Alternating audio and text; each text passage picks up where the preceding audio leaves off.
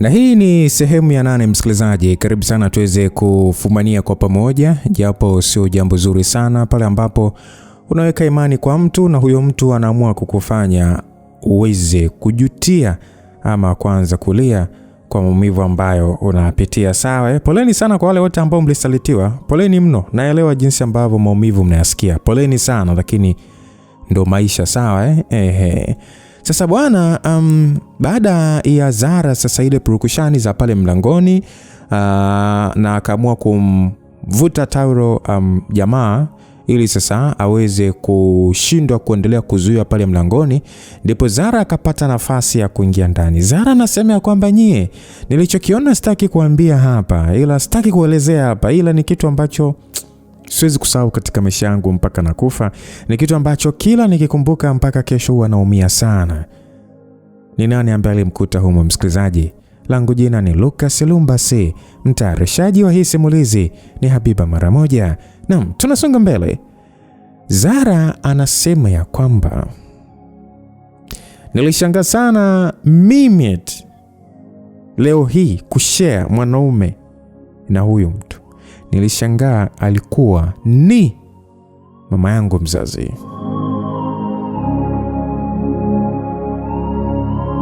Tena yupo wazi kama alivyozaliwa. Kaka kitandani, hana pressure. Acheni tu. Mama kwa kujiamini sana akasema kwamba haya, umeniona sasa? Ndio mimi natembea na Mevin, umeniona? Unataka kunifanya nini? Unataka kunifanya nini? Msikilizaji, nijikuta nimekaa chini, maana miguu ilikosa nguvu. Sasa Dema akasema kwamba vipi unamjua?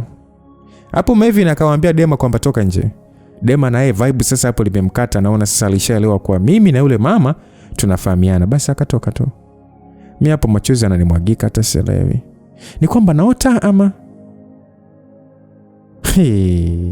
hapo Mevin hata kunitazama hawezi, ni kuinama tu chini. Mama akaniambia kwamba sasa ndio mimi natembea na Mevin. Unasemaje? Ndio mimi. Ni wazi mama alitaka anikomeshe, maana alikuwa ananisikia nje naongea na alikuwa na uwezo wa kuvaa hata kujificha, ila hakutaka. Alitaka tu nimuone na nimjue. Kwa sababu kama kwa ni mtu mwingine, zile kelele, purukushani, nini, kuitwa majina, angekuwa ameshavaa hata kujificha kabisa. Sasa mama akanambia kwamba sasa si huwa unachanganyikiwa na huyu Mevin akikwambia kwamba yani hakutaki, unaanza kuchanganyikiwa Sasa safari hii nataka ufe, uniache na Mevin. Mevin akasema kwamba mama unaongea nini sasa? Mama akasema kwamba koma. Ningekuwa mama yako ungekuwa unanipelekea moto usiku kucha. Tuheshimiane wewe. Msikilizaji, hivi unajua kama nilikuwa naona kama movie Mama akasema kwamba kuanzia leo naomba uachane na huyu mwanaume, sio wako tena.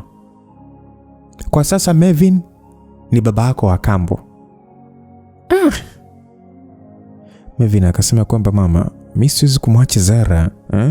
Mama, si unajua hilo na ni nje makubaliano yetu. Mbona unazidi kuharibu mama? Mama akasema kwamba wewe koma. Tena ukome kabisa. Ni unampenda sana So unataka uendelee kutolala sote, si ndio? Zara ameshajua kuwa mimi na wewe tunatembea. Inabidi akae pembeni kwa sasa. Zamu yake imeisha, wewe ni wa kwangu. Yeye ni mdogo sana, atafuta wadogo wenzie. Kama akaja kufumania atajua mwenyewe. Alitumwa aje? Alitumwa aje bila taarifa? Anajifanya kwamba ndo anajua sana kuzifanya surprise, si ndio? Sasa hiyo hainusu. Naomba uje kunihudumia. Kwanza nimelimisi hapo kombola lako hilo bwana. Mimi sielewi ni nini nafanya, hata kuongea siwezi kabisa. Mevin akanifuata, akanishika. Ni kwani ni kama kwanza nilipata kama nguvu za ajabu, nikamsukuma kwa hasira. Akabaki naibu mno. Akaniambia Zara, mimi ni mchafu sana. Ni kweli sipaswi hata kushikwa na wewe. Basi bwana, nijaribu kunyanyuka ila sikuweza kabisa. Na hisi pressure ilinipanda. Alafu ikafika, pressure ilinipanda alafu ikafikia miguuni. Nilianza kujivuta ili nitoke nje. Maven alibaki tu pembeni yangu, naye machozi yakimtoka, tena akiwa na aibu mno, hata kunitazama hawezi. Kwa hiyo ambao ameyafanya hawezi kunitazama. Mimi nijiburuza mpaka nje. Nikaendelea kujivuta mpaka kwenye mchanga kabisa. Sikujali, mimi nilikuwa nataka nitoke tu nje ya fence hapo, na mdomo nalia sana. Akirisha hama, alafu iliganda na pressure ilikuwa juu sana. Basi nikiwa najiburuza sasa, Dema ndo akaja akanishika akaniambia vipi? Nikasema Dema, nataka kufa. Dema akanambia nini unaongea wewe? Kwani imekuaje? Unamjua ule mama? Nikasema ule ni mamangu mzazi Dema. Dema akasema Mtume. Kwa hiyo Maven anatembea na mama na mtoto. Sijawahi kuona. Kumbe mtu ni mshenzi kiasi hiki. Jamani, Maven hata shetani atakuwa anamshangaa jamani kwa hizo tabia zake za kishenzi jamani umbo huyu. Basi Dema alivyoongea hivyo, mimi nikaanza kuona kichwa ni kizito sana. Yaani sana tu, na mwisho nikazima. Yaani nilizimia pale pale. Na kwa muda huo sikuelewa nini kiliendelea pale. Nimekuja kustuka, nijiona nipo hospitali. Tena drip inashuka ndani ya mwili wangu. Maana nikamwona Dema anaingia ndani. Akanambia, afadhali hata umeamka Zara. Vipi unaendeleaje? Nikasema najiona nipo sawa tu, kwani nimekuwa jete. Dema akanambia, jana pale ulizimia, ndio nimekuchukua nimekuleta hapa kipenzi. Hata Maven mwenyewe hata sikumwambia, maana najua yeye ndio chanzo kikuu cha haya yote. Nikasema Dema, asante sana, lakini naumia sana Dema, nahisi kufa Dema. Hapo msikilizaji, sasa nikaanza na kulia. Nililia sana hii siku, tena nililia kwa maumivu makali mno. Yaani imagine mwanaume wangu mimi ninayempenda sana, kumbe anatembea na mamangu mzazi. Oh my god. Niliumia sana. Dema akanambia, Zara usilie, unaumwa pressure yako iseli panda sana. Naomba tulie. Maven ni mwanaume tu akupita. Wewe bado ni binti, tena mdogo na ni mzuri mno. Una ndoto zako nyingi. Hebu naomba basi unyamaze, sawa? Msikilizaji, nilitamani kweli ninyamaze na nisilie, ila nilikuwa nashindwa. Yaani najikuta moyo unaniuma sana. Moyo unakoroga mno. Najikuta naumia sana mimi. Basi dokta akaja akanikuta nalia. Akamtoa kwanza Dema, kisha akaanza kunituliza. Situliziki siele. Yaani sijata niambie vipi, yaani sijata nikwambiaje ujue namna gani nilivyoumia kuhusiana ile swala la mamangu mzazi. Hapana bora angekuwa mwingine, ila sio mamangu mzazi jamani. Moyo wangu uliniuma sana sana. Basi yule dokta alikuwa ni mdada, na alijaribu kunituliza sana. Maana aliniambia nitapandisha pressure. Ila sikumuelewa. Yaani ndo nilia kama mweo. Mpaka akanichoma sindano usingizi. Nikapitiwa na usingizi mzito. Ilikata kama wiki hivi niko hospitali. Anajua Dema tu. Nalia mno. Pressure inapanda kweli kweli. Yaani kitulia inashuka. Nikikumbuka inapanda. Naanza upya. Yaani mpaka Dema alikuwa sasa anachanganyikiwa. Anaongea mno na mimi kwamba nitulia nitajiua. Ila wapi. Naambia ni bora tu nife. Bora nife. Yaani sioni sababu ya kuishi. Yaani msikilizaji, alikuwa anaongea vitu vya ajabu mno. Nitamani kufa. Nitamani kujiua. Basi hapo Dema ananiambia kwamba nyumbani hajarudi. Yaani yeye nyumbani bado hajarudi. Maana Maven anampigia sana, anaogopa asije akamdhuru, maana yeye ndo kachomesha kodi. Kwa hiyo analala kwa marafiki zake tu. Nilimuelewa. Sio nadhani mimi nafanyaje. Nakumbuka mimi pale hospitali nilala wiki 2. Ndo nikaja kupata afueni. Tena hapo huyu Dr. Mdada nilimuelezea kinachonisibu na ninachokipitia. Alinishauri mengi. Aliniambia kwanza haya mambo ni yanawatokea watu wengi. So mimi sio wa kwanza kusalitiwa. Na aliniambia niachane na Maven. Msaliti asamehewi. Nifanye mambo mengine. Maana Maven hanifai mimi tena. Kama kashatembea na mamangu mzazi na mimi nimejua, basi nikae mbali, maana huyo ni sumu kwangu zaidi ya sumu ya panya. Na aliniambia hata mama sio mama mzuri kwangu, so nikae mbali. Na aliniambia sio ajabu hapo wazazi wa hivyo ambao wao hawajali kabisa watoto wao na hawapendi, so nielewe hilo.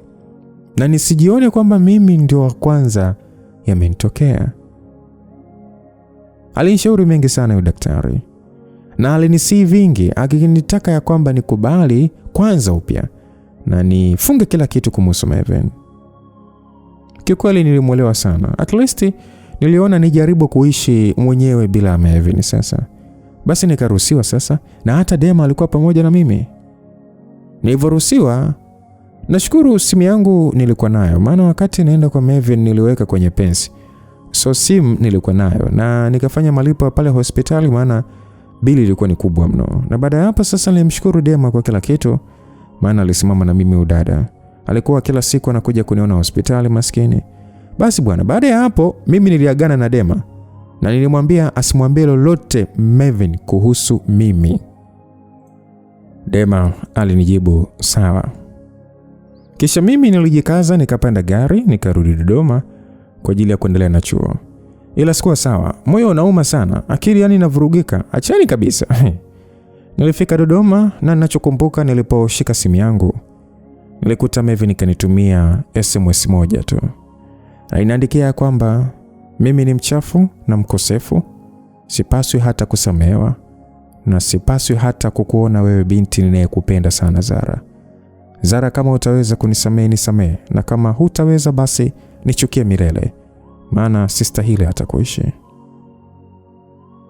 Sikumjibu kabisa mimi, bali nilichokifanya nilimblock Maven na ndugu zake wote, mpaka mama yake, piga block.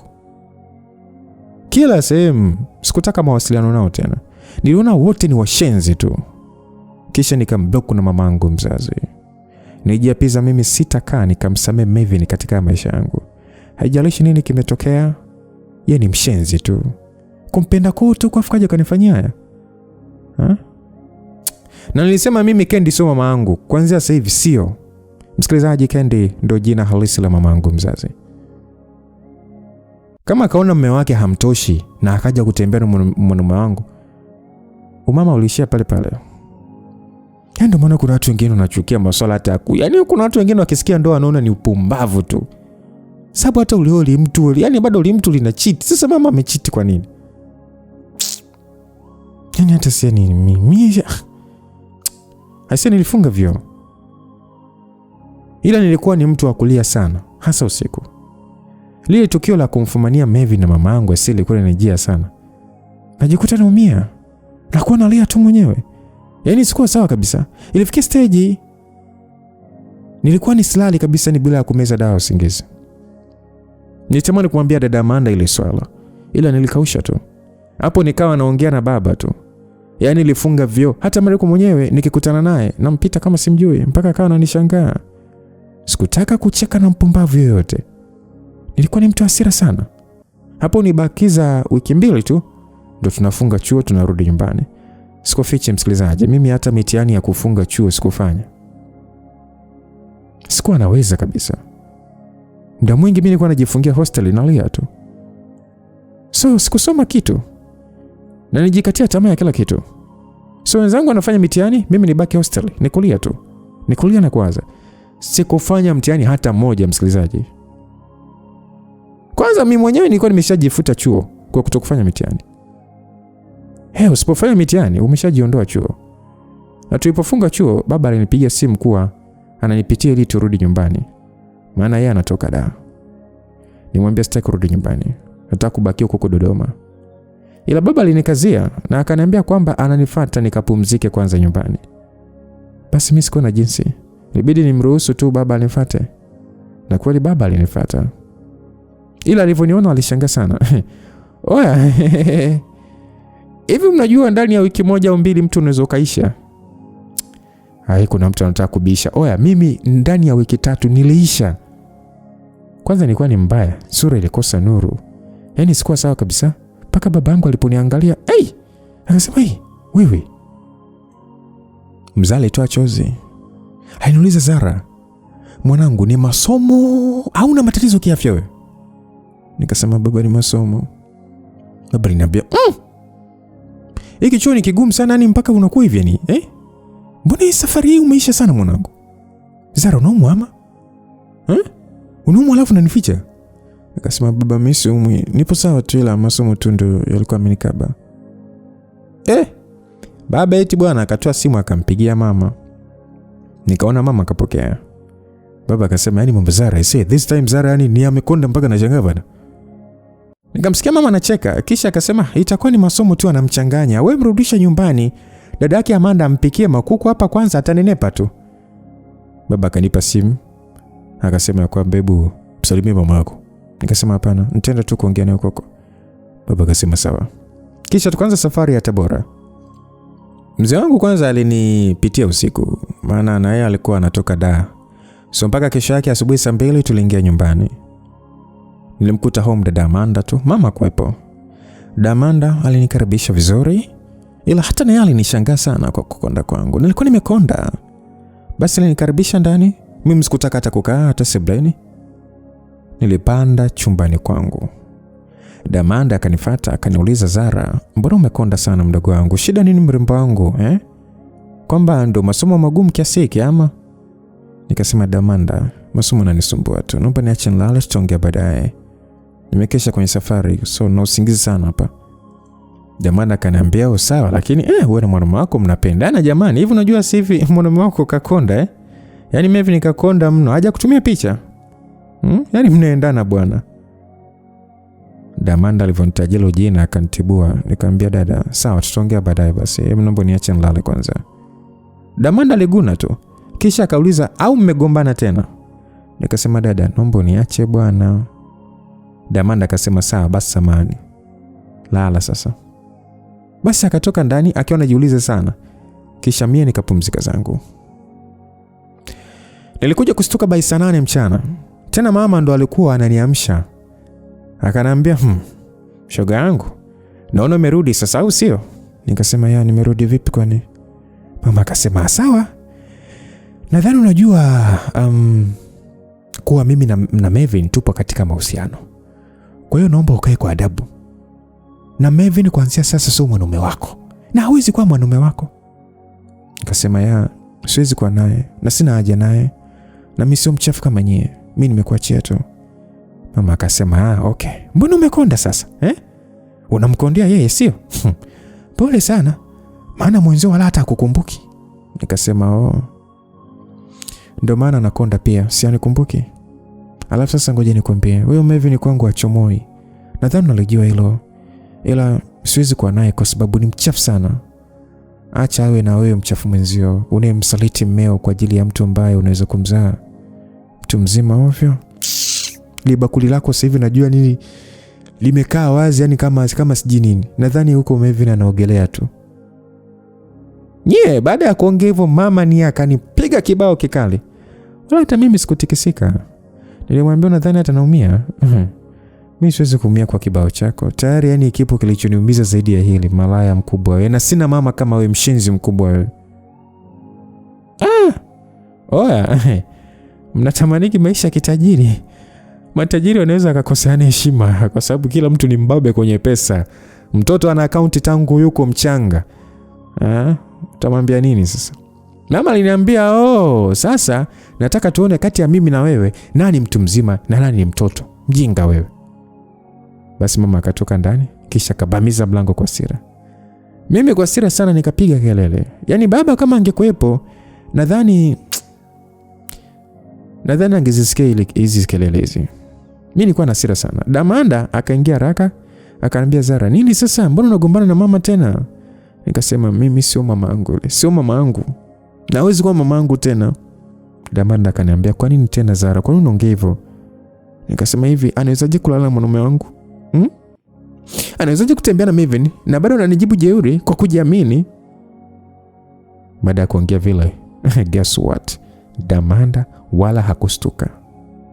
Dada Amanda wala hakustuka. Akaniangalia kwa huruma kisha akaniambia kwamba, kumbe umejua. Nikamuuliza, aya. Kwa kumbe na unajua ile? Dada Amanda akaniambia, ndio, nimejua ila sio muda, kama wiki tu nyuma hivi nilikuta wana kisi ndani ya gari. Niliona kwa kutumia kioo cha mbele. Zarata mimi mwenyewe niliumia sana na kuonea huruma sana mdogo wangu kwa anayoendelea, lakini jikaze na uachane na Melvin kabisa. Mimi nadhani naona ni kama hakufai.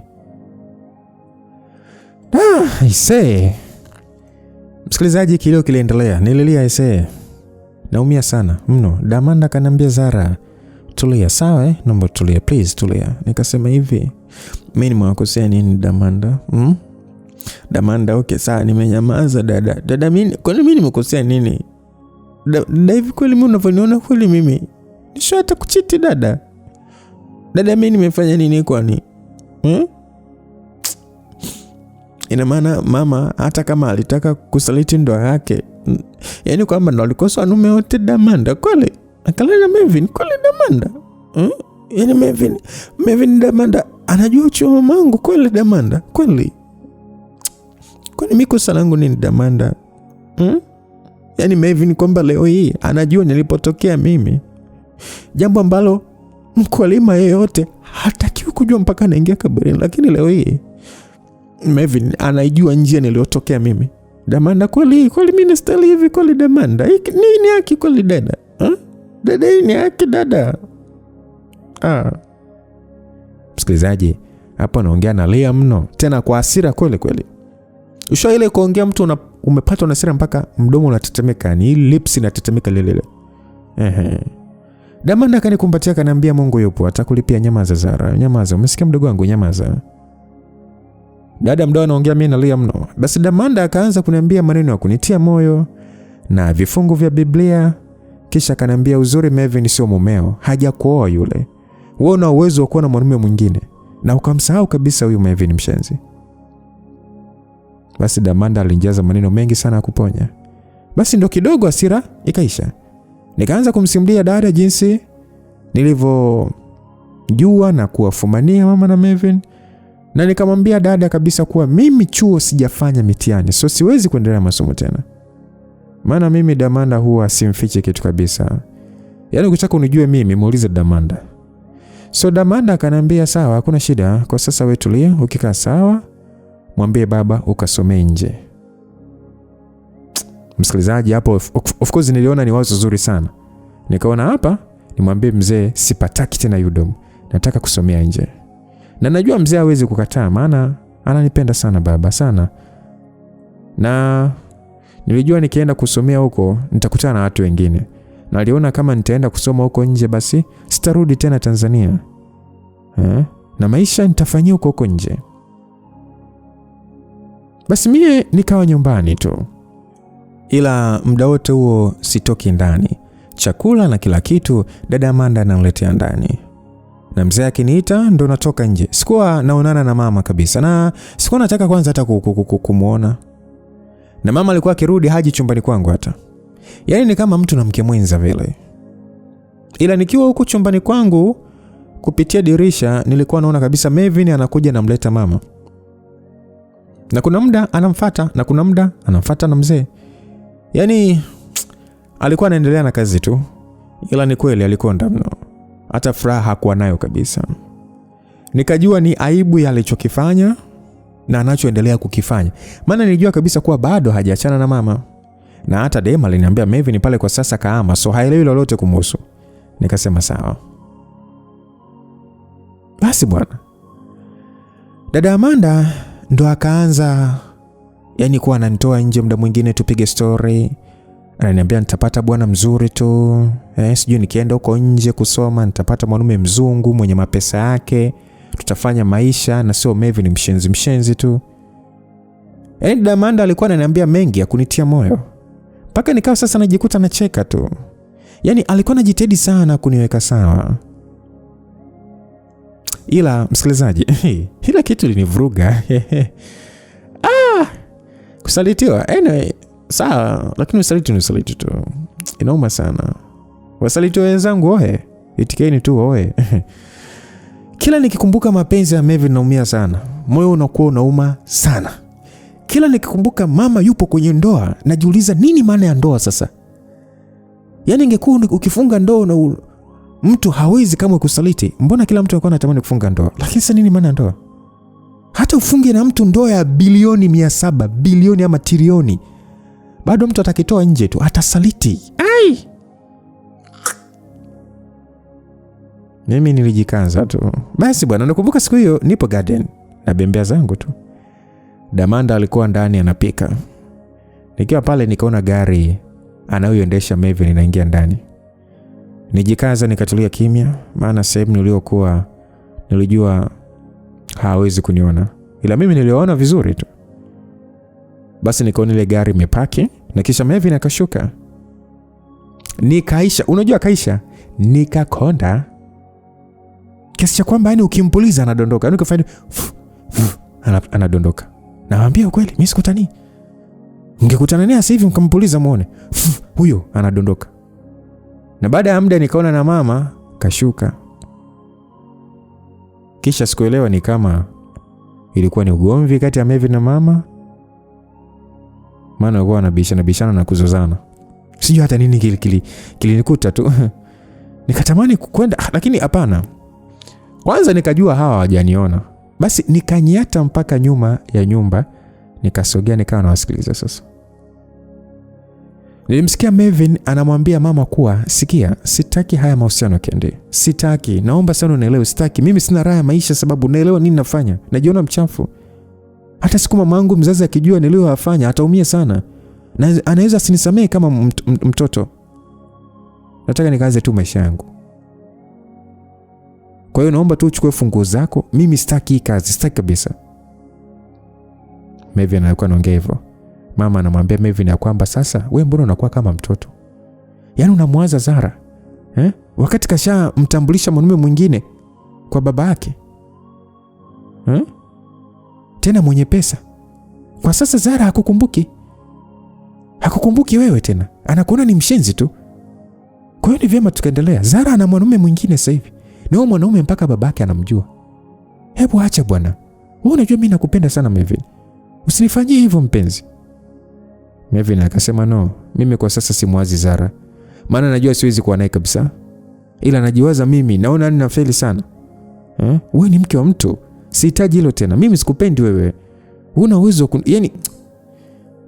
yani una uwezo wa kuwa na mimi. Yani sijata kwanza imekuaje tu nikigea na wewe. Yani jitazame. Unaweza kanizaa kabisa mimi. Wewe ni mama kwangu. Kwa kweli mimi sihitaji. Sihitaji kabisa. Msikilizaji, mpaka hapo nikajua kumbe mama ndo analazimisha mapenzi. Sikuendelea kusikiliza tena, nikanyata kisha huyo nikarudi garden, nikatulia zangu kuendelea kubembea. Sasa nikiwa pale garden, nikaona Melvin nikaingia ndani ya gari, kaondoka kisha mama akaingia ndani na mimi sasa nikafuata. Basi pale sebleni nikaanza kucheka kwa nguvu na kicheko cha kebei kweli kweli. Kile kicheko cha ushambenga, si unajua kicheko cha umbea kile. Mama alikuwa ndo anaingia chumbani kwake. Alivyosikia kicheko changu akasimama kwanza. Kisha akaniuliza unacheka nini? Nikasema hello. Na kucheka wewe mtu mzima ovyo, uliyeshindwa kutembea na mmeo na unahangaika na watoto. Lo. Haya kibenteni hakutaki. Anaona tu utambemenda. Lo, lioni kwanza. Aibu naona mie kwa mambo yako ya kishenzi ambayo unayafanya malaya mkubwa wewe. Nimesikia kila kitu. Melvin hakutaki. Huna haya. Unajipeleka tu ili ukapelekwe moto. Lo.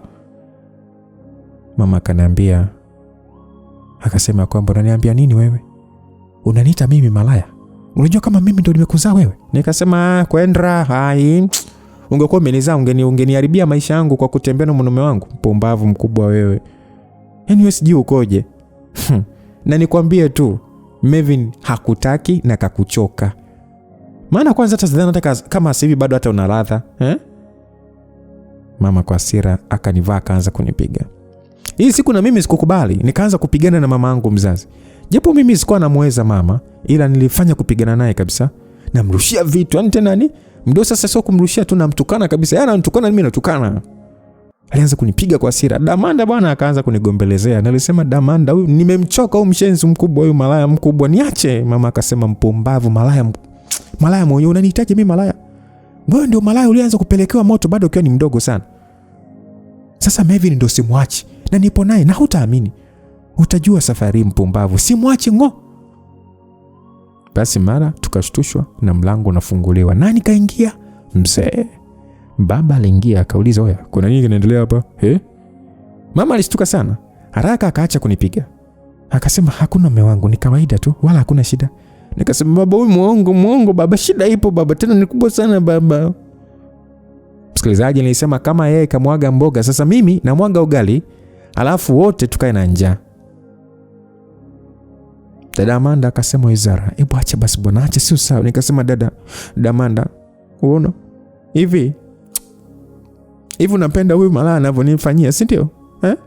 Unapenda anavyonitesa, si ndio? Sasa mimi leo nimwambia baba kila kitu. Baba akasema, Zara, nini bwana? Mbona sielewi bwana? Kuna shida gani bwana? Mbona unalia? Kuna shida gani bwana? Nikasema, baba, mimi na mama tunashia mwanaume. Baba akasema, nini? Wewe unasemaje Zara? Nini unasema Zara? Mbona sikuelewi bwana? Nikamwambia, baba, mimi na mama tunashia mwanaume. Baba alibaki ameganda tu. Nikasema, baba, mimi nilikuwa kwanza kutembea na Melvin. Na Melvin ndo alikuwa mwanaume wangu. Ila mama kamchukua na sasa hivi ndo anayetembea naye. Na niliwafumania mwezi uliopita. Au ni uongo? Ni uongo mama. Mama akabaki kujingata tu. Baba akasema, "Sasa nini hiki? Mama Zara, hebu nieleze nini hiki nasikia?" Mama alibaki anatetemeka tu. Kuongea hata hawezi. Baba akamwambia mama ya kwamba, Kendi, hivi hujaacha malaya wako Kendi? Nakuuliza wewe, hujaacha tabia zako Kendi?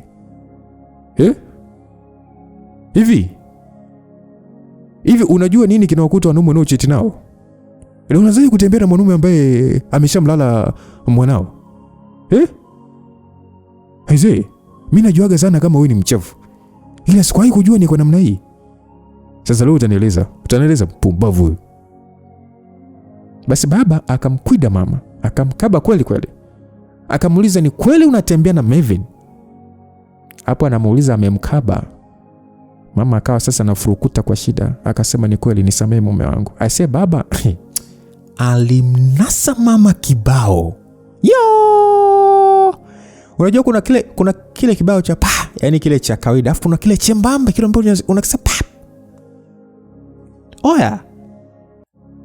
Baba aliniangalia, akaniambia, kwa hiyo na wewe ulikuwa unatembea na Melvin, si ndio? Mimi sasa, msikilizaji, mimi sikuogopa. Nikasema, ndio, nilimpenda baba, nilimpenda sana. Ila mama ndo akaja kuniharibia. Alijua kabisa mimi natembea na nampenda Melvin, ila yeye ndo akaja kutembea naye, na ndo maana mimi nimekonda sana baba. Baba, mimi hata natamani hata kufa baba. Niliongea kunalia. Babangu alichukia sana. Yaani mpaka baba unajua anatetemeka. Oya. Akasema, kwa hiyo Melvin anajifanya yeye ni kidume sana. Anatembea na mke wangu na mwanangu, si ndio? Sasa ngoja. Mzee akatoa simu yake. Oya, ulishasikia watu wanakufa na pressure? Mambo miache tu aise. Wewe? Basi mzee alitoa simu, akampigia Melvin, akamwambia, kijana, naomba uje nyumbani haraka sana. Naomba uje nyumbani kunichukua. Kuna safari nataka twende. Kisha kakata simu. Alafu sasa baba akasema, sasa leo huyu Melvin atanjua vizuri kwamba mimi ni nani. Hapo msikilizaji, mimi nimetulia kimya, machozi yananitoka tu. Kisha baba akafunga mlango na funguo, akachomoa. Alafu akaingia ndani, na baada ya muda akarudi. Ila hakukaa, ni anatembea tu, yani pale sebeni anazunguka kumsubiria Melvin. Na baada ya muda nilisikia gari inaingia ndani kwetu, kuashiria kuwa Melvin nikafika. Baba akampiga, akamwambia kwamba ingia ndani kwanza, kisha ndo tunaondoka. Na baba mwenyewe ndo akaenda kumfungulia mlango. Basi kweli Melvin akaingia ndani. Aisee, alipokuta mazingira ya pale, hata yeye mwenyewe akajua kuwa kimenuka. Akajua kabisa hapa ni kimenuka, kama ni mkeka umechanika mapema. Nikaona kabisa kujiamini kumemuisha. Baba akamwambia kwamba wewe ndio mwanaume pekee katika hii dunia ambaye unajua kupeleka moto sana, si ndio? Melvin alibaki kimya. Baba akamwambia, "Ni wewe unawezaje kutembea na mke wangu na mtoto wangu kwa wakati mmoja? Hivyo kijana kumbe ni mshenzi sana wewe." Melvin pale aliposimama akapiga magoti, kisha akasema, "Samahani baba." Babangu akamwambia kwamba wewe usiniambie samahani, utalipia kwa uliyofanya. Msikilizaji, baba alitoa bastora. Hapo nistuka sana. Akamnyoshia Melvin. Hakutishia. Kilichofuata, alimkwangua risasi. Alimpiga risasi maeneo ya kifua. Nikasikia tu pa. Hapo Melvin alishuka mpaka chini. Alikuwa anatapatapa kwa maumivu tu. Baba akamsogelea akampiga tena risasi za tumbo 3. Na ile ya kwanza sasa jumla zinakuwa ngapi? 4. Hapo Melvin alitolea kabisa, damu zikimtoka tu. Nikajua basi baba kaua. Nilipiga kelele nikiita Melvin. Nye. Mwanzo nilihisi kama nimepoteza moyo wangu kabisa. Nijikuta nimepiga magoti nye. Hii siku pia ilikuwa ni ngumu sana katika maisha yangu. Nilitamani iwe ndoto. Ila sikuwa naota. Msikilizaji, usisi kwamba eti mimi nitashtuka hapa kwenye ndoto eti kwamba ilikuwa ni ndoto. No. Hii ni kweli. Haraka niliinuka nikamfuata Melvin pale alipolala. Naona Melvin kafumba macho, damu inamtoka mpaka mdomoni. Nikamshika mkono, naona mkono unaenda. Ya unajua ile mtu ukishika mkono kulia unaenda kulia. Ukiunyanyua unaenda kushoto. Hauna ushirikiano tena. Nikapiga kelele nikaita Melvin. Nakuomba uamke Melvin, nakupenda mwenzo, amka, nimekusamehe Melvin. Nilimtikisa kwa nguvu Melvin amke. Lakini Melvin alishaniacha. Hii siku siwezi kusahau katika maisha yangu pia. Hata hii siku ilikuwa ni ngumu sana kwangu. Basi baba akanivuta akanitoa pale. Ila sikutaka kumwacha Melvin. Nilimshika mkono. Hapo Melvin nikaloa damu. Na damu zake ni zinachuruzika mno. Nikasema baba, naomba tumpeleke hospitali. Naomba tu haya, atapona tu baba, naomba. Baba akanambia kashakufa huyo. Alichokitaka amekipata. Pumbavu sana huyo. Nilia hisia kwa uchungu. Nikamsogelea. Nikana mshika pale Melvin na muita Melvin. Yaani mimi sasa nilijaa damu yake. Damu ilinitapaka sana. Ila sikuona shida. Nilikazana kumwamsha Melvin tu. Baba akaniambia kwamba wewe naomba unyamaze, sawa? Na uinuke hapo. Huyu ni mshenzi, hastahili kabisa kuishi. So hii adhabu anastahili kabisa. Baba aliongea hivyo. Hapo mama sasa nikajibana kwa pembeni, anatetemeka. Na yeye haamini alichokisababisha kwa Melvin. Mwenzenu sikuweza kukaza na kuwa baridi mbele ya kifo cha Melvin. Nilikumbuka mbali sana. Siku ya kwanza mimi na Melvin tumekutana. Nilikumbuka moments nzuri za mimi na yeye. Tulikuwa tukifurahi sana na tukielewana sana mimi na mwanaume wangu. Japo hakuwa na pesa ila nilimpenda sana. Shida ilianzia pale mama alipokuja kuharibu kila kitu. Ila nilihisi kabisa Melvin hakustahili kufa. Na kama ningejua baba angempa adhabu ya kifo Melvin, basi nisingenyanyua mdomo wangu kusema lolote. Nisingeweza. Sikutamani kabisa mimi Melvin afe. Ni kweli kanifanyia hayo. Ila bado moyoni nampenda. Nisiwe mnafiki wala mwongo. Alikufa nikiwa bado nampenda. Nilia sana. Baba akanivuta mpaka chumbani kwangu. Hapo sasa nilikuwa nagoma kuondoka pale kumwacha Melvin. Ila baba alinizidi nguvu. Baba akaniingiza chumbani kwangu. Kisha na yeye akaingia chumbani. Akachukua vitu vyote ambavyo aliona mimi naweza kufanya mawasiliano na watu wa nje, maana nilikuwa na wengi sana. Yaani alichukua PC, simu yangu kubwa na ndogo, na alichukua na pods zangu. Ndo akatoka sasa. Na akanifungia mlango kwa nje. Aise, nilia mno. Nilia mno. Nikumbuka mbali, nikumbuka roho nzuri ya Melvin. Ni mwanaume mpole sana Melvin. Amenifundisha mengi na kunibadilisha mengi.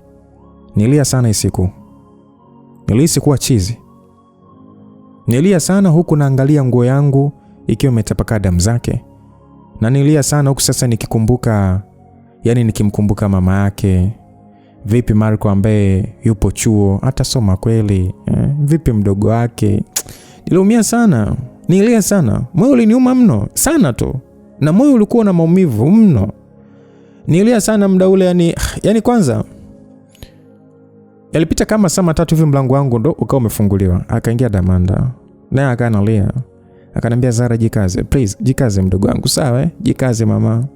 Nikasema Damanda, hivi ni kweli kafa? Hebu naomba niambie ni kweli Melvin yani amekufa?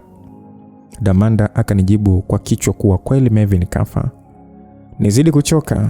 Nikasema dada Amanda, kweli? Damanda, mimi bado nilikuwa nampenda. Naumia sana, kustahili kufa na familia inamtegemea. Ina maana ni mdogo wake hawataweza kusoma tena, si ndio? Damanda akanisogelea akanifuta machozi. Nikauliza bado Melvin kalala sebleni? Damanda akaniambia hapana. Wamekuja watu wameuchukua mwili wake, wameenda kuutupa porini akatafunwa na wanyama wakali. Maana baba anataka kulizima ile kimya kimya. Aise, nilia sana niliposikia hivyo.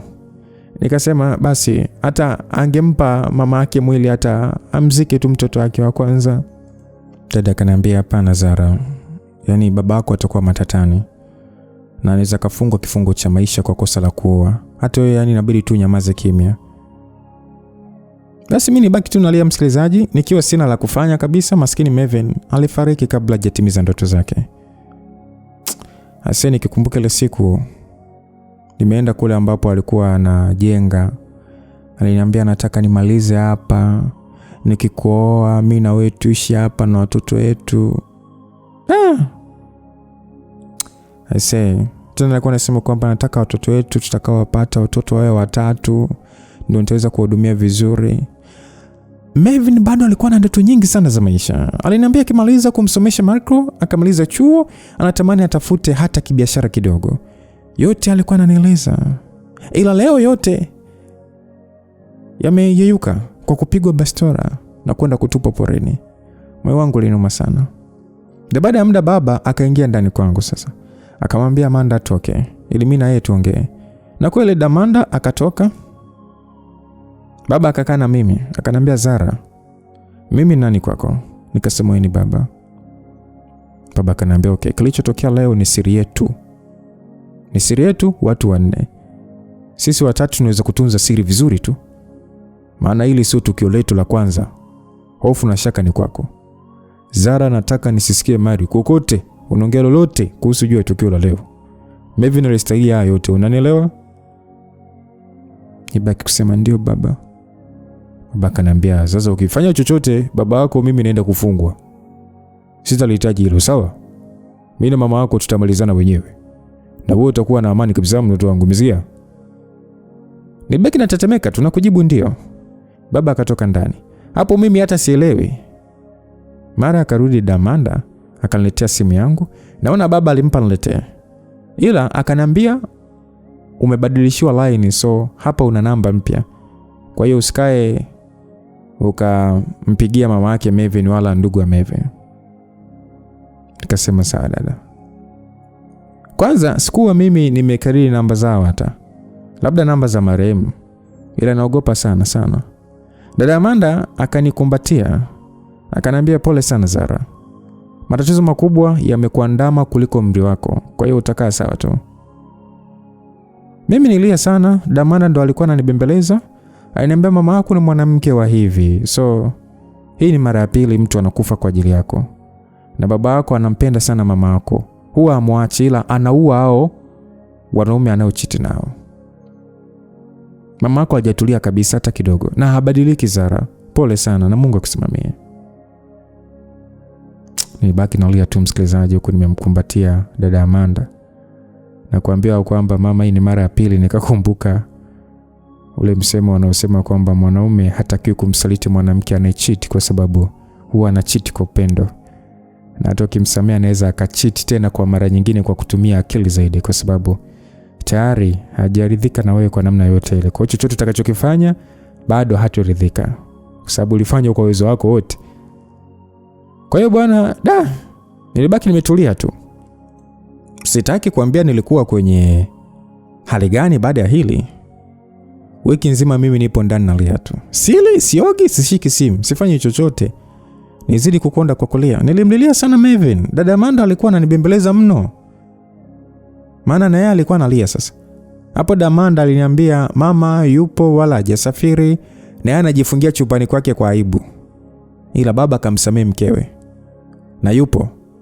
Ila hajaja kabisa chumbani kwangu kuniona na mimi sikutaka hata kumuona mama. Nishamchukia kabisa. Maana yeye ndio mwanzilishi wa haya yote mpaka Maven kafariki. Nilia sana. Mpaka nikapatwa sana homa. Ila sikuenda hospitali. Nilitumia dawa na nikakaa sawa. Kikweli moyo wangu haukuwa sawa kabisa msikilizaji. Amanda akawa sasa anajitahidi sana kuniweka sawa. Ila wapi? Sikuwa sawa hata kidogo. Sikuwa poa. Baba alikuwa ananikazia sana kwamba nisije nikaropoka lolote lile juu ya kifo cha Maven. Alafu mzee wangu si ana pesa, basi hii kesi ilizimwa kimya. Naambia ni hakuna kesi wala cha hakuna wala cha wapelelezi. Mwenye pesa sio mwenzio ndugu yangu. So mi baada ya wiki 2 ndo nikajiona kama binadamu. na ndio nashika simu. Sasa ni kama sasa ndo kama naanza upya, maana namba si zimebadilishwa. Nikawa nipo ndani tu, ila hapo sipo sawa. So afichi, usiku nilikuwa naangalia video za Mevin tu, maana zilijaa kwenye folder langu la siri. Nilificha so baba kuliona. Alifuta vingine na kunibadilishia namba. Basi nakuwa naangalia ile siku alokuwa anacheza baada ya kulewa. Basi nalia tu usiku kucha mpaka asubuhi silale. Mpaka sasa dada Amanda akanichukua, nikawa na lala naye, maana alihisi labda naweza nikajiua. Basi dada Amanda alinipokonya simu, akaniambia nilale. Basi nikawa mimi kulala peke yangu siwezi. Naona kama Mevin ananijia usiku. Na kwa sipo sawa, nikana lala na dada Amanda. Kwa hiyo nikakiama hata chumba ambacho nilikuwa nalala. Basi bwana, siku hiyo eti baba alikuja chumbani kwangu. Alikuja pamoja na mama. Yaani nilipomwona mama yangu nitamani kumtapika. Sikutamani kumwangalia kabisa. Nilihisi kinyaa kweli kweli. Basi eti baba alikuja kumwombea msamaha mama. Niendelee kumheshimu na kumuona kama mama yangu na tuishi kama zamani. I say, baba na anapenda vibaya sana. Ni baba hivi ndo wanaume gani huu? Watu wengine wanaua, watu wengine yani mwanaume ana invest kwako muda wote, huwa anakufanyia kila kitu afu unamfanyia upumbavu. Pasua ubongo. Ukiona unashindwa kuua, kampe dhambi mganga. Mganga ndo atajijua mwenyewe atakavyomfanya. Baba anafanya nini hivi? Ndo kupenda gani huku? Hivi mwanamke alikuwa ni wa kusamehe huyo? Yaani kumbe mimi kupenda kuvurugwa. Yani hata sijini kwambia jeni. Kwa hiyo mimi kupenda kuvurugwa nimerithi kutoka kwa babangu. Aisee wallahi sijini nini hiki. Basi mama akasema kwamba mwanangu Zara, mimi ni mama yako na nimekuzaa na nimekuweka tumboni miezi 9, nisamee mwanangu. Yule kijana alikuwa anishawishi sana. Na mimi nikapitiliza, nisamee tu mwanangu. Ni shetani tu ndo alinisimamia. Msikilizaji, ile shetani kuna muda anakasirikaga jamani. Mamangu kakosa aibu nyie. Nibaki nikimwangalia, nikasema sawa tu. Hakuna shida. Ila nilimwambia baba kuwa mimi kwa sasa sitaki kurudi UDOM. Naomba nikasome nje. Baba akaniambia ni sawa, maana kwa mambo ambayo yametokea hapa hata mimi nilipanga wewe ukasome nje ili akili ikae sawa. Maana yule umbo alikuvuruga sana. Bora kafia huko mbali, mshenzi kabisa wewe. Unataka kufanya familia yangu yani iteketee kabisa. Baba aliongea hivyo, mimi nibaki kimya tu. Hapo mama yangu mzazi hata kuniangalia vizuri hawezi. Anafanya kujiinamisha tu. Dunia hii, hii dunia hii. Mimi niamini. Hii dunia hii kama button ingekuwepo ya kuzima, yani kuweka off swala la mahusiano, watu wengi wangepiga off. Watu wengi wangepiga off.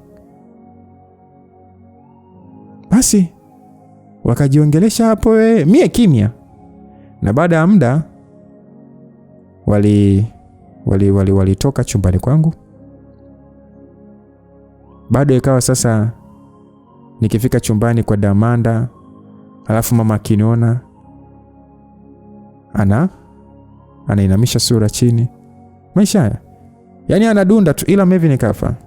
Nilikuwa naumia sana mimi. Damanda alikuwa ananiambia kuwa mama yake Mevin ameenda polisi kutoa taarifa juu ya kupotea kwa mwanae, na baba aliitwa, maana si ndio bosi wake.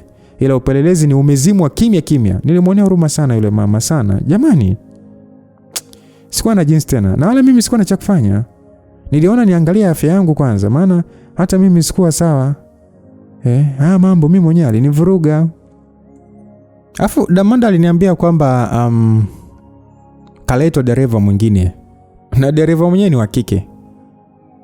Na ndo dereva nyumbani. Nyie mimi hata yani kwanza nje hata sikuwa natoka kabisa. Yani pale Sibleni ndo sitaki ukaa kabisa. Na nakuwa kama namuona Mevin ule muda kapiga magoti anasema baba samahani, alafu akapigwa bastola. Kwa ile Sibleni nikikaa pale lazima tu moment itakuwa inanirejea. Moyo unauma sana, ila nilikuwa najikaza sana. Basi siku hiyo mimi nilikuwa nimekaa chumbani kwa Damanda tu. Nimetulia tu. Damanda akaniambia kwamba nikuletee kuku mdogo wangu. Nikasema dada, kwa raha gani niliyokuwa nayo mpaka nile kuku dada?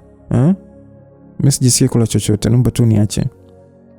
Damanda akaniambia kula basi chochote. Tangu jana usiku ujala mpaka sasa hivi mchana huu jamani, kweli? Nikasema dada, naomba tu uji labda. Basi Damanda akaenda kuniletea uji wa ulezi. Maana hata kukubali kunywa uji ni kama bahati. Na kuaga sitaki kula kabisa.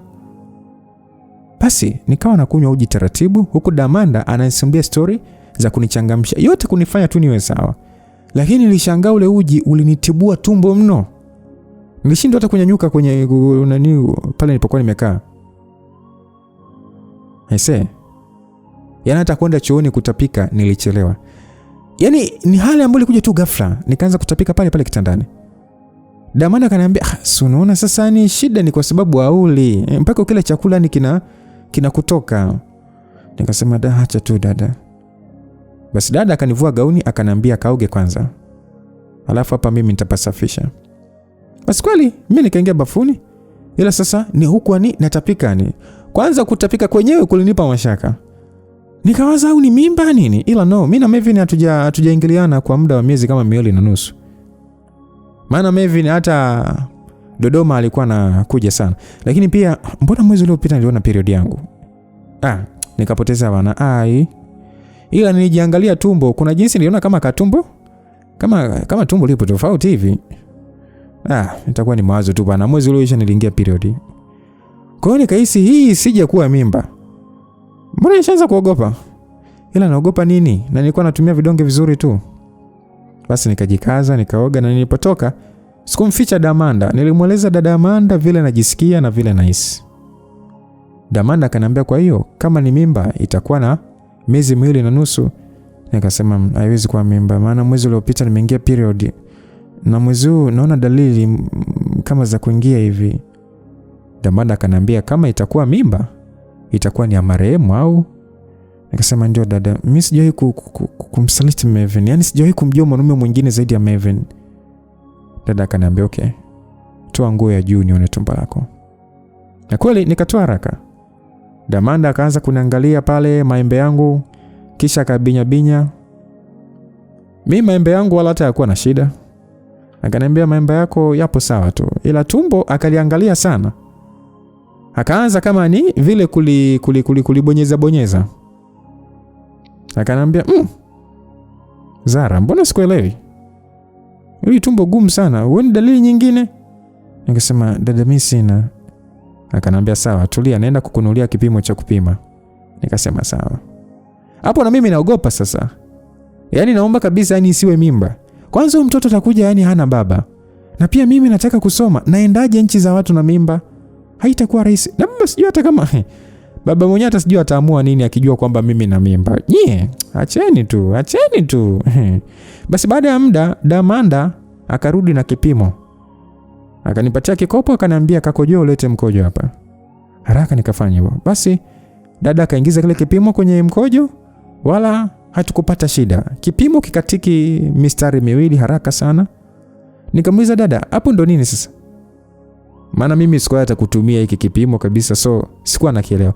Damanda akaniambia kwamba usijisikie amani sana. Hii mistari 2 inamaanisha kwamba mimba ipo. Nikasema Mungu wangu. Sasa ndio itakuwaje?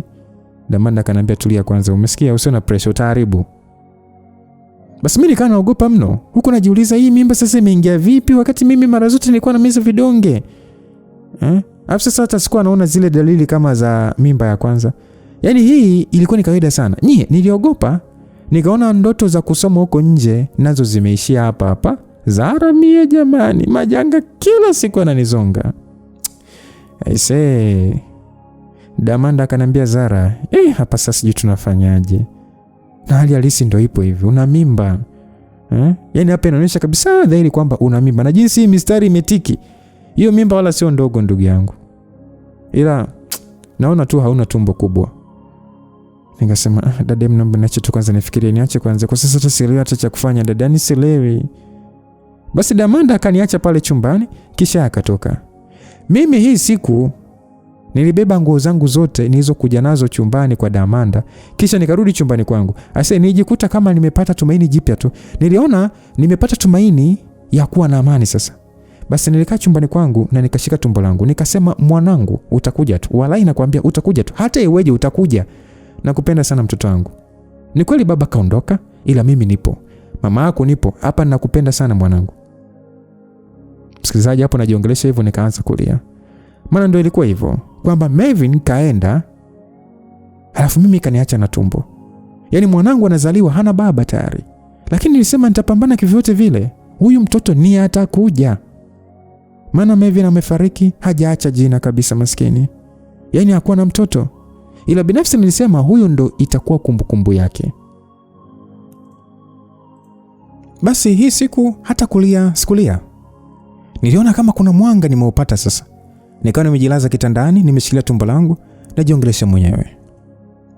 Namwambia mwanangu, utakuwa utakuja usiondoke na wewe, mimi nakusubiri. Usije ukaniacha kama baba yako. Baba akakuacha ila mimi nipo. Yaani kwa najiongelesha tu kujiweka sawa. Mpaka usingizi ukanipitia. Hapo sasa nikiwa nimelala na nimeshika tumbo langu. Basi Damanda alikuja kuniamsha usiku, kaniletea chakula. Wala hata mimi sikulazimishwa, nilikula mno. Mpaka Damanda alishangaa, maana tangu haya matatizo yametokea mimi nilikuwa sili kabisa. Yaani nachezea tu chakula afu na kiacha hapo. Ila hii siku nilikula mno. Tena bila ya kubembelezwa. Mimi mwenyewe nilikula mimi mwenyewe. Yaani nilikula haswa. Chakula chote kaisha shwa. Damanda akaniambia, kwa ajili ya hicho kinachokuja ndio maana umekula sana ama?" Nikasema ndio dada. Nataka aje. Nataka kumuona mtoto wangu. Nataka aishi. Damanda akaniambia, "Unadhani babako atakubali?" Nikasema vyovyote vile, ila lazima nizae na sitamsikiliza yote.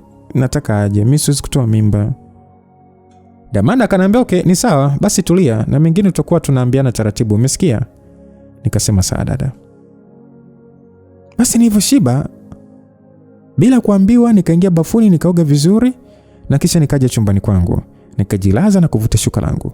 Nikaanza kushika tumbo langu. Naongea nalo kama kawaida.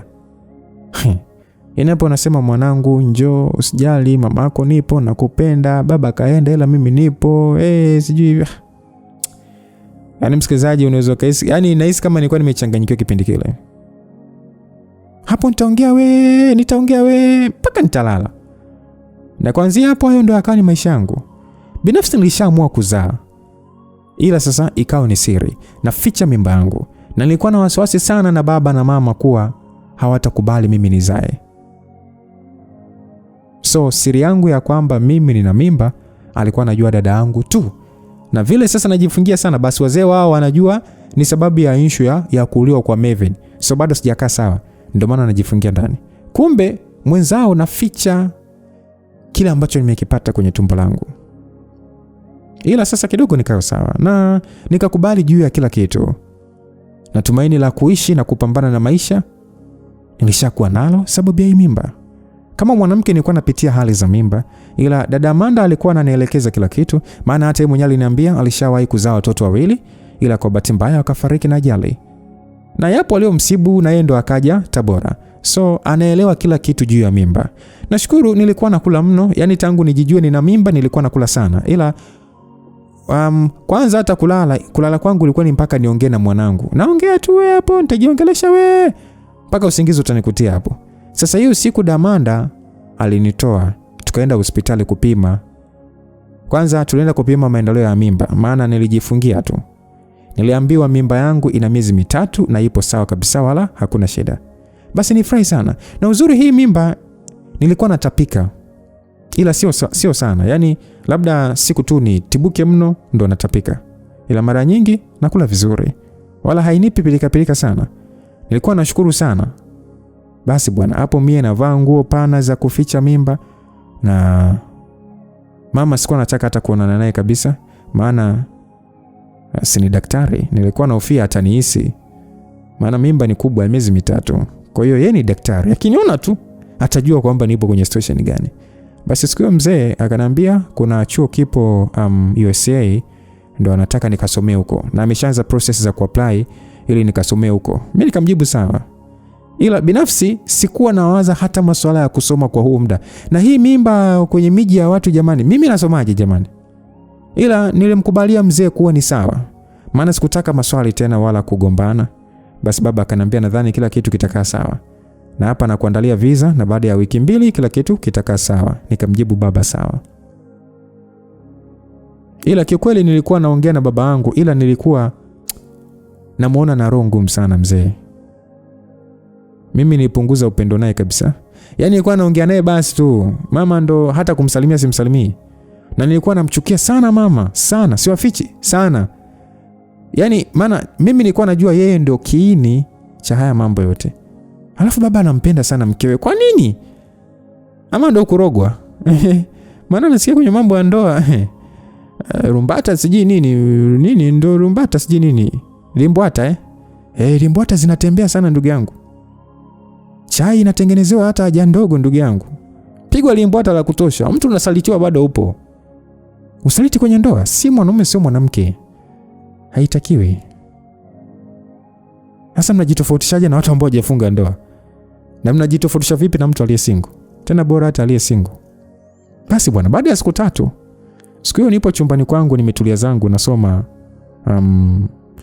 nilikuwa nasoma tu novels za kwenye kitabu nini. Akaingia mama chumbani kwangu tena bila ya hodi. Alafu mimi sikuwa nimefunga mlango na funguo. Mimi haraka nikavuta shuka langu na kuliweka maeneo ya tumboni ili asione tumbo langu, maana ilikuwa limeshaanza kuchomoka kidogo. Na ndani kwangu mimi nilikuwa nimevaa kinguo chepesi tu kilichonichora. Basi mama akasema unaficha nini sasa? Nadhani mimi sijui kama una mimba. Mimi mwanzo nishakujua muda mwingi tu kwa una mimba. Na ndio kilichonileta hapa. Unajifanya unaficha nini sasa? Pole sana. Mimi ni daktari kumbuka Huwezi kunificha chochote. Huwezi kunificha. Unajifanya wewe na huyo Amanda kunificha. Na huyo Amanda ndo anakuharibu wewe na kukupatia kichwa. Lakini hivi karibuni ataondoka tu. Sasa mama alivyoongea nikasema sawa. Kwa hiyo baada ya kujua kwamba ni mke mwenzio nina mimba, ndio umekuja kuniambia nini sasa? Mama akasema Zara sikia. Mimi ni mama yako. Unanielewa Mimi ni mama yako. Hata ukinichukulia kama nani ama unichukie vipi, ila umekaa tumboni kwangu miezi 9 na nimekuzaa. Na halafu wewe hauwezi kuzaa na mwanaume ambaye mimi nilishatembea naye. Hiyo itakuwa ni laana kubwa sana. Haitakuwa adabu. Zara, mimi nataka tuitoe hiyo mimba.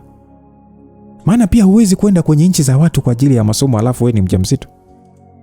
Nikasema kwa nini unataka kusema nini? Kwamba nitoe mimba yangu sio? Mama akasema Zara, wewe kuzaa bado ni mdogo sana. Hebu kapambanie ndoto zako masomoni. Mimi nitakutoa hii mimba. Hakuna mtu atajua, hata baba yako hatutamueleza na utapata nyingine mbele. Nikasema mama nisikilize vizuri. Mimi mimba sitoi. Mama akanambia kwa unataka sasa nimueleze hilo baba yako, si ndio? Unataka ukatisha masomo kwa ajili ya hii mimba? Halitawezekana. Ni lazima ukasome. Na hii mimba lazima utoe.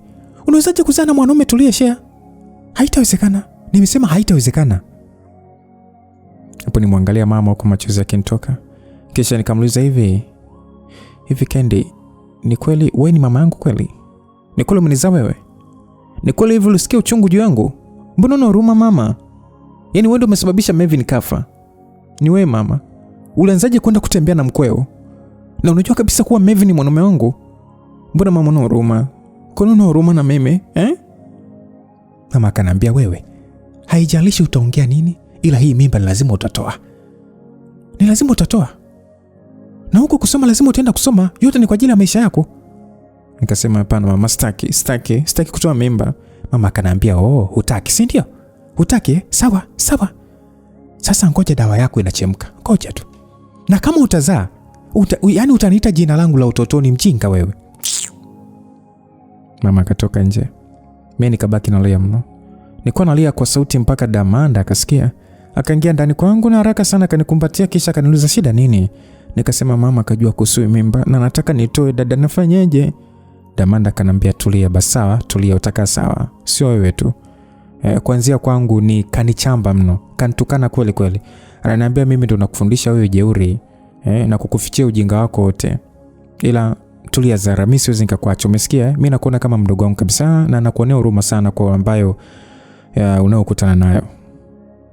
Baada ya Damanda kusema hivyo, nikasema dada, mimi sitaki kutoa mimba. Hii ni fahari yangu. Saa Mevin kwangu ni mkosefu sana, ila sitaki kutoa hiki kiumbe.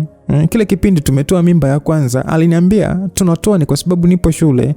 Ila kama ningekuwa chuo tusingetoa. Aya, leo nimekuwa, sasa tutoe kwa nini sasa? Hapana, mimi sitaki dada, mimi sitaki. Msikilizaji, niliongea huko nalia. Wewe nitoe mimba? Kumbuka nikitoa hii ni ya pili. Na kama ni ya pili unaweza kujikuta umeolewa, na mwisho wa siku changamoto utakayokutana nao kwenye ndoa, utatamani zile bilioni ama milioni ngapi, si milioni ngapi uko zilizotumika kwenye harusi. Ungefungua hata biashara kwa unakula kuku kila siku. Basi dada Amanda akanituliza sana. Na muda huo sasa baba naye akanipigia simu. Sasa kwanza hata nilikuwa naogopa kupokea, maana nilikuwa nahisi huenda mama kashamwambia kuwa mimi nina mimba. Basi mimi nikapokea ile simu. Ni kweli baba alikuwa anafoka mno. Yaani baba alikuwa anaongea kwa hasira kweli. Akanambia, Zara, sitaki ujinga. Nasema sitaki ujinga. Tumeshakubaliana kuwa wewe unaenda England kusoma. Hiyo mimba unatoa, mpumbavu wewe. Hivi unazaje na ule Firauni? Mshenzi mkubwa wewe. Unazaje na ule Firauni mshenzi aliyetembea na mamako? Natamani ingekuwa hai ni muue tena kwa mara ya pili. Zara, usinitanie kabisa mimi mjinga wewe. Nakuja daktari muda huu. Hiyo mimba lazima utotoa. Pumbavu wewe. Kinisumbua nitakutoa kwa mikono yangu mwenyewe. Kisha baba akakata simu. Niliogopa sana. Maana kwa sasa ndo nilijua kuwa baba ana roho mbaya mno. Mbona watu wana huruma na mimi? Yaani baba anaweza kwamba anaweza kunifanyia kitu kibaya kikweli. Sasa nikampaka natetemeka, na Damanda alisikia yale maongezi. Kwa sababu simu niliweka loudspeaker. Ananiambia, Zara, hebu pambania uhai wa mwanao. Nikasema, dada, kivipi dada? Kivipi? Yaani mpaka mdosi elewi dada. Kivipi? Damanda kanambia, toroka, nenda mbali. Mama yako katoka, hapa hakuna mtu. Tupo mimi na wewe. Kimbia Zara. Kama unamtaka mtoto toroka. Mimi sikujiuliza mara mbili msikilizaji. Haraka sana nikasimama, nikavuta gauni, nikavaa, nikachukua viatu vyangu vya kuingiza tu nikavaa. Dada Amanda akaniambia kwamba tulia, umesikia? Wewe relax. Damanda akavuta begi, akaniwekea nguo 2-3 nini, akaniuliza una pesa? Nikasema kwa simu nina kama 200,000 tu. Damanda akasema okay, twende chumbani kwa baba, kuna pesa. Niliona jana baba karudi nazo kwenye briefcase. Kweli bwana, mdogo tukaingia chumbani kwa mzee. Maana huwa hawafungagi na funguo mlango wao. Tukaanza kusearch, ila wala hatukutafuta sana. Nikaona pesa kwenye drawer ya dressing table. Zile pesa zilikuwa ni kama milioni 20 hivi. Maana zilifungwa na nini zile mnaita nini? Barabend. Kwa kila fungu ilikuwa ni milioni 1. Nilivuta ifungu 10, yani milioni 10, nikatia kwenye begi. Kisha Damanda akatoka. Alitoka na mimi mpaka nje. Akanikodia boda, akanambia toa line ivunje. Nikasema hamna shida. Dada akaniambia, namba zangu si unazijua utanitafuta huko mbele kwa mbele, ila jikaze, umesikia? Nikasema ndio dada. Kisha nikaruhusu boda atoe pikipiki, nikamwambia nipeleke stendi kubwa ya Tabora. Yule boda akaniambia sawa. Basi yule boda akanipeleka mpaka stendi ya mabasi Tabora, nikatoa pesa nikampa, na hapo nikatoa simu yangu, nikatoa line, kisha nikaivunja. Sasa hapo ndo nawaza naenda wapi? Maana hata sijielewi, ila akili ikasoma naenda Mbeya. Sielewi kwa nini niliwaza Mbeya, ila niliona ni mbali sana na Tabora. Ndio nikaona niende huko, hata wazazi kunipata itakuwa ni ngumu. Basi nikaenda ukata gari ya Mbeya. Kwa huo muda ilikuwa ni saa 11 jioni, na gari ilikuwa inatoka pale saa 1 usiku. So nikatakiwa kusubiri.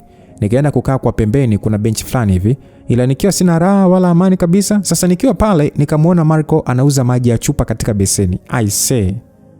Yaani alikuwa anauzia wale wasafiri. Nyie. I say. Maisha. Umeona usaliti? Umeona usaliti unavyoathiri? Unaweza kuwa umeona umathiri tu. I say. Yaani moyo wangu ulidunda, nikajikuta naumia. Yaani maskini anakimbilia magari yanayoingia na kutoka, huko kabeba beseni lenye chupa za maji begani. I say. Niliumia. From university. Tukukimbizana hivi na maji. Na maana kwa huo muda wanafunzi walisharudi chuo. Nikajua tu. Basi Marco kashindwa kuendelea na chuo kwa ajili ya nini? Ya ada. Na ndio maana leo yupo hapa. Machozi yalinitoka. Nilimwangalia, machozi yalinitoka. Nilikumbuka jinsi Mevin alikuwa akimpambania sana ndugu yake. alikuwa hanunui hata kitu cha ndani kwa ajili ya mdogo wake asome. Tena alikuwa anatania na ananiambia kwamba mimi kwamba sina akili, form 2 nimefeli, ila Marco yupo vizuri, ni lazima asome. Alikuwa anatania hivyo, mimi nilikuwa nachukulia poa tu. Lakini baada ya yeye kufa, Marco leo yupo stendi za magari, anauza maji kwenye beseni. Nijisikia vibaya sana. Nijisikia vibaya. Sasa nilimtuma mtu nikamwambia kanitie ule kaka anayeuza maji, nataka maji. Basi kweli yule mtu alienda kamstua na Marco akaja pale. Aliponiona ni kama alishanga fulani hivi. Nafikiri hata hakutarajia kuniona pale. Akasogea nilipokaa na akakaa, kisha kaniambia, "Shemeji, upo fresh?" Nikasema sipo sawa. "Vipi wewe?" Marco akaniambia, "Kama unavyoniona mwenyewe napambana." Nikasema pole sana Marco, nilisikia juu ya kaka yako. Marco akaniambia kwa huruma sana, akasema kwamba yameshaisha hayo, hatuna la kufanya zaidi, tutakubali tu. Na tukuelewa kuwa kaka Mevin yani katukimbia au kwamba kafa au kapotea, ni hatujui lolote shem. Na kila ni tukifuatilia tunazarauliwa tu, yani hatuna kitu yani. Kwa hiyo tumeamua tu kuacha tu. Msikilizaji, hebu imagine familia inapitia situation na unajua ukweli wote. Tena baba yako mzazi ndio chanzo. Niliona aibu sana, ila nilijikaza. Nikasema pole, mimi mwenyewe sielewi lolote maana nilishaachana na Mevin. Marco akasema, kaka aliniambia pia kuwa mkuu sawa, ila hakunipa sababu. Kikweli sisi wenyewe kama familia ni anyway, tumeshashukuru kwa kila kitu, japo inauma sana." Nikasema naelewa, poleni. "Vipi mama anaendeleaje?" Marco akasema, "Mama bado, tena haya aliyotokea ndo analia kila siku yani." Msikilizaji, najisikia vibaya sana. Nikajua kifo cha Mevin kimeumiza sana familia yake. Nikamuuliza, "Vipi wewe kuhusu chuo?" Aliniambia, "Nimesimama kwanza, natafuta ada na pesa ya kukidhi mahitaji ya familia." Msikilizaji, sijui tu ni kwa nini, ila nilifungua begi langu nikampatia Marco 5 milioni. Nilimwambia Marco, "Chukua hiyo pesa, maliza chuo, mpambanie mama. Mimi sina kikubwa." Ni kweli hata mimi nilikuwa sielewi juu ya maisha yangu, ila imani ilinivaa sana juu ya familia ya Mevin. Marco alipokea ile pesa, akaniuliza, "Mbona ni pesa nyingi umenipa? Na wewe unaenda wapi? Mbona sikuelewi?" Nikasema, "We elewa kipenzi, nataka umalize chuo. Unajua kaka yako alikuwa akinipambania sana na alikuwa akipambana na wewe usome. Na mimi natamani wewe hivyo. Najua wewe ukisoma ukafanikiwa utavaa majukumu ya Mevin vile inavyotakiwa na utamsaidia mama yako na mdogo wako, umesikia?" Sasa Marco akasema, "Sawa, nimekuelewa, lakini vipi na wewe kuhusu chuo?" Nikasema, "Mimi siwezi kuendelea. Kwanza sikufanya mitihani na pia mimi ni mjamzito." Marco akaniangalia kwa huruma sana. Hata mimi sikuwa sawa. Akaniuliza, "Ni ujauzito wa kaka ama?" Nikasema, "Ndio Marco, ni wa kaka yako. Ila niligundua tuko tumeshaachana. So nipo mwenyewe, natakiwa tukupambana sasa. Na wazazi wamekataa hii mimba, wanataka nitoe na nikasome nje. Ila natamani tu mwanangu aishi. Hivyo nitaondoka mbali. Nitaenda kujipambania kwanza na kupambania maisha ya huyo mtoto." Msikilizaji, hapo unanisikia tu hivi naongea kawaida, lakini nilikuwa naongea kunalia. Marco akaniambia, "Shemeji, please usilie. Hapa watu wanatuangalia." Basi Marco akanikumbatia kisha akanituliza. Akaniambia, "Sikia Shem, wewe usiondoke, twende kwetu. Twende ukakae na mama. Na sisi kama familia tutaenda kuongea na familia yenu, hakuna kitakachoshindikana." Nikasema, "Marco, elewi chochote. Ila ni kitu ambacho hakiwezekani tena. Mimi siwezi kubaki Tabora." Marco akaniuliza kwamba, "Sasa unaenda wapi sasa?" Nikamwambia naenda Mbeya. Akaniuliza, "Uko Mbeya una ndugu?" Nikasema sina, ila naenda kuanza maisha mimi mwenyewe.